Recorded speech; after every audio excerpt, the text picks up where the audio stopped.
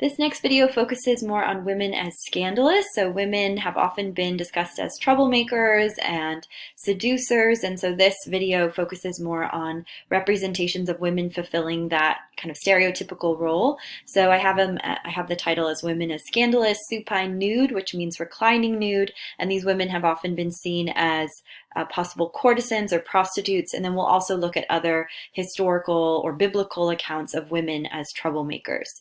So starting off with an idea of a biblical account of a woman as troublemaker, we'll look at the example of Salome, who was the daughter of Herodias. The two of them conspired to request the head of John the Baptist. So she asked her stepfather for this, and he had already declared that he would give her whatever she wanted. Salome dances for him as well in order to get this request. So she's seen as this very seductive young woman, and she does receive what she asks for. So even though Herod Antipas doesn't really want to do it, apparently, because he's made a promise to Salome, he decides he must go through with it and kill John the Baptist. So we often see Salome as this sinful individual, this woman who causes trouble, and how the artist here has done that is to really show her with over-the-top wealth, with riches, and with this very sneaky look on her face. So this is created by Lucas Cranach the Elder, a German Renaissance painter, and there was a long history of Salome being represented in art, and also the scene with John the Baptist's head being presented to Herod and the kind of reactions that it gets, because obviously it's a very gruesome scene. And so here we see Salome, who seems unaffected by the fact that she's holding this decapitated head on a platter, and then she's wearing just a huge amount of jewelry, that she's laden with these gold chains. Her dress is over the top ornate. The collar that she's wearing is covered in gemstones. Her hat seems almost ridiculous, and all the feathers that are represented. So there's this idea that women can be represented as wealthy and virtuous, as we saw in the representation of Giovanni Tornabuoni, where she has, jewelry, and it's very nice, and she has a beautiful dress and vest that she's wearing, but it's not to that extent that we see with Salome. And also that kind of sneaky look on Salome's face, where she's gazing out towards us, is quite different from the very refined profile that we see with Giovanni Tornabuoni. This idea that she's turning away from us is much more modest than the way we're seeing Salome. Here I'm showing you another representation by Lucas Cranach the Elder, where you see that feast of Herod, and where you see again Salome presenting the head, and her mother Herodias, who has encouraged her to ask for the head, and the kind of disgust when Salome brings this to Herod. So that kind of surprise and disgust. And again, she's really encrusted with gemstones in this particular example, and there you can see a close-up. And again, with that kind of sneaky look, the eyes that are nearly closed, things like that.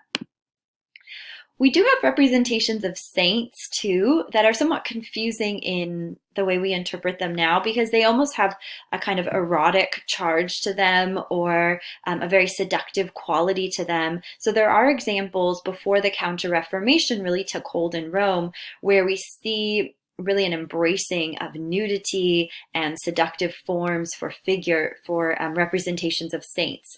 This particular image was actually created for a cardinal. It then moved into other collections, but it was for a cardinal who actually had the Church of St. Agatha in Rome under his kind of domain or control, and so it was an image that made sense for him to collect, but he actually kept it in his private quarters, so it doesn't seem to have been a public image. So some people wonder if there is kind of a secret sexual meaning within this image, which one would think would be very holy. So Saint Agatha is a very well-known saint because of the fact that her breasts were cut off in this kind of torturous process of trying to get her to renounce her faith, her Christian faith. So she's one of these many early Christian martyrs, early Christian saints, where Someone is trying to get her to renounce her faith.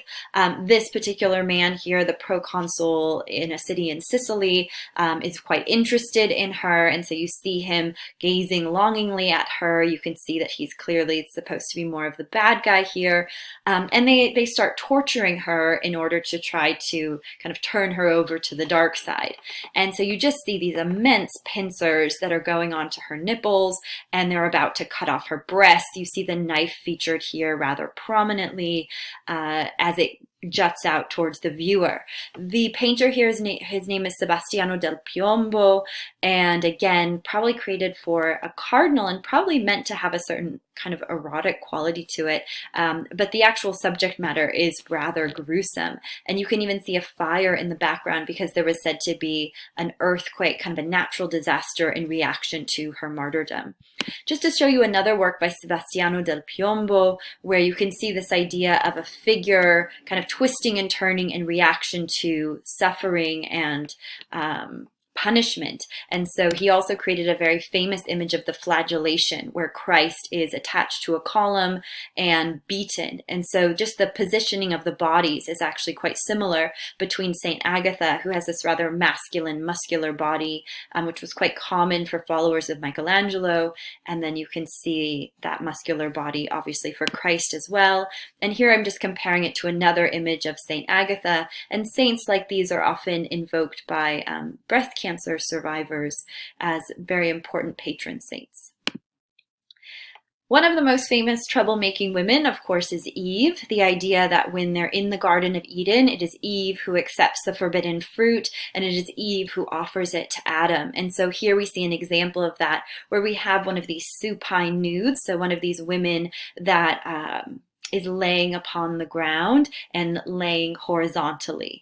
And so you see her here extending her hand to give the fruit to Adam. So just to show you the two of them together, this is the whole composition. It's by an artist named Bugiardini, an Italian artist, where you see here is Eve upon the ground giving the fruit to Adam, who accepts it. And then you can see the snake, the devil, who's convincing them to take the fruit, is also a woman. So this idea of the troublemaking women on one side, the idea also that she's closer to the ground, doesn't really have this same kind of intermediary that Adam has. So Eve was often associated with the snake herself. And so in this early Romanesque representation, you can see her almost slithering along the ground to give Adam the forbidden fruit. So Eve herself was often connected to the snake. And if you look at the two heads together, you can see that they're nearly identical. The idea that the woman and the snake, they're both very, very similar. So Eve is a very common representation in art history, and of course she's the one who leads Adam astray. And again, there's the two together. We have quite a bit of wedding imagery in Renaissance Italy that has some pretty heavy sexual implications as well. And many scholars have argued that we really shouldn't see these two as separate, that the idea of sexuality and then the ideal of a chaste bride really shouldn't be two separate things, that they could be analyzed together. That a woman could be a wonderful and qualified bride and still have a sexual element, because of course you want your bride to bear children. And she was often linked to Venus, this goddess of love and lust in Roman history, in ancient Rome. So here we see an example of a bride. We see a woman with a veil. Obviously she's undressed, so her body is revealed. So the importance of the female body, the body that's ready to bear children. The shell is supposed to have sexual connotations. Here we see Venus with a little Cupid, and the Cupid is probably urinating through a myrtle wreath, which was often a sign of marriage, and myrtle was a plant that was connected to Venus. You have a lamp here as well. So lots of marriage iconography, but a very unusual image, a little bit of a disconcerting image with the urination going on, but just lots of connections to fertility. And that was really the expectation of a bride, the idea that you would bring forth children, but that you would come to your husband as chaste, that you would come as a chaste bride. And this is by Lorenzo Lotto. Another marriage image is called sacred and profane love. And so many people assume that the profane love is the nude woman and the sacred love is the properly dressed woman, but it's actually the opposite. So the idea is the profane love, the woman of this world, the woman wearing the bridal dress. Some authors, including Rona Goffin, have argued she should just be called the bride because she's wearing the bridal garments of that time. She's wearing a white dress, she has a belt, the red sleeves. All of these are really markers of someone going into marriage. And we believe this was commissioned for the marriage of a specific couple in the early 16th century. And then you also have this more celestial or sacred love off to the side, this almost goddess-like form where she's represented in the nude, this figure who's not of this world. Again, the image hints a lot at fertility, at beauty. This is not supposed to be an exact portrait of the bride, Laura, who was getting married. Same as Lorenzo Lotto. These are really idealized beauties of the time. Again, blonde hair and pale skin were ideal, so these artists are just replicating that same idea. Lots of hints at fecundity or fertility. So there's water pouring forth from this sarcophagus that has been turned into a fountain. And the idea of pouring water is often an allusion to fertility. You also see the small Cupid, the child of Venus, represented here, and he's stirring up the water. You see connections to bridal gifts. Brides often received gifts in silver caskets. The flowers, the roses that are here are also connected to bridal practice, and the myrtle plant is also here as well. There's also very large rabbits, which are also a sign of fecundity or fertility, so that's another sign as well. So just to remind you, this is what's called the profane love, or you can call her bride, and this is the sacred or celestial love. These kind of two aspects of going into marriage. Moving on to more holy images, we're seeing an image of the penitent Magdalene. So over time, Mary Magdalene became known as this repentant prostitute, although history has now told us that she probably wasn't originally a prostitute and may have been conflated with another individual in biblical stories. But that was how she was known in medieval and Renaissance Europe. So after the death of Christ, she goes into the desert and essentially is in the nude, and her hair covers her body. And often she's shown as this older, kind of withered woman. But Titian, the same artist who created Sacred and Profane Love, who was really interested in representing these curvaceous, fleshy women, has definitely highlighted her as still a very youthful woman, but a prayerful woman. She's gazing up at the sky, but she, instead of looking withered and wrinkled, she still has this youthful quality. Her hair is very shiny and full, and it kind of caresses her body in this very sensuous way. So some people have assumed that this is supposed to be, again, kind of an erotic, private, devotional image, but it was probably commissioned for a woman. So there still are a lot of questions as to if it was for a woman, why was it created in this particular way? And there may have just been certain kind of sensuous faith to it. And also the idea that our expectations today can be different than how they were in the 16th century. Just like the previous bridal image to us today often seems very odd, but this was an acceptable image in the 16th century, just as this image may have been an acceptable devotional image around this time. Again, before the Counter-Reformation really took hold and made some serious changes to the artwork in Catholic Italy. Yet another bridal image is called the Venus of Urbino. We're not 100% sure it was for a wedding, but many people assume it was commissioned around the time of the marriage of the Duke of Urbino, Guidobaldo, when he was marrying a much younger woman. So a couple years after their marriage, we think that this painting was, their official marriage, we think this painting was delivered. His bride was still very young at that time, so this may have been around the time the marriage was finally about to be consummated or going to be consummated. Again, we don't think this is an exact portrait of the bride, more of an ideal representation of a woman. Again, flowers. We also have a dog that's a sign of loyalty, so that idea of loyalty to one's husband. But again, the importance of the importance of fertility, of procreation. Maybe images like this would get you in the proper mood to have children. And Rona Goffin, again, a scholar of Titian, has talked about how this idea of the woman caressing herself may have been in order to help ensure procreation, that many medical treatises at the time encouraged women to engage in this behavior in order to assist in becoming pregnant.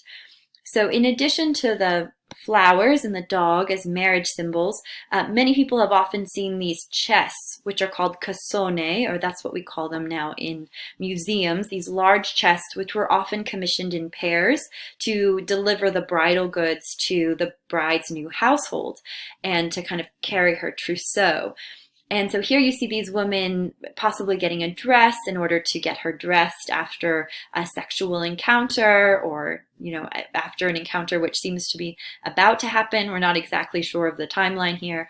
But it's interesting how she seems to be in one realm of the palace and they seem to be in a separate, more real area of the palace. So this kind of imagined, beautiful, supine Venus is probably supposed to be kind of an ideal of Titian's imagination. So we've been looking at a lot of ideals of female beauty from Italy, and I just wanted to add a comparison to a work by Giovanni Moroni, which is called The Tailor, Portrait of a Man, from later in the 16th century. And this is just intended as a comparison because women were really expected to be chaste, to be obedient. Those were the ideals of Christian society around this time, and they were expected to be beautiful. However, men were much more defined by their professions. And so in this particular case, we see a man, rather than having his body exposed or having to wear a lot of jewelry or have blonde hair, instead he's engaged in his craft. So he's about to start cutting some fabric. We see him with the tools of his trade, so to speak. So I just wanted to end with this particular image to show how different the expectations were for men and women. So we've looked at a lot of different images where women have been classified as possible troublemakers or problematic figures, but I wanted to have a comparison to a man so you could have some broader context.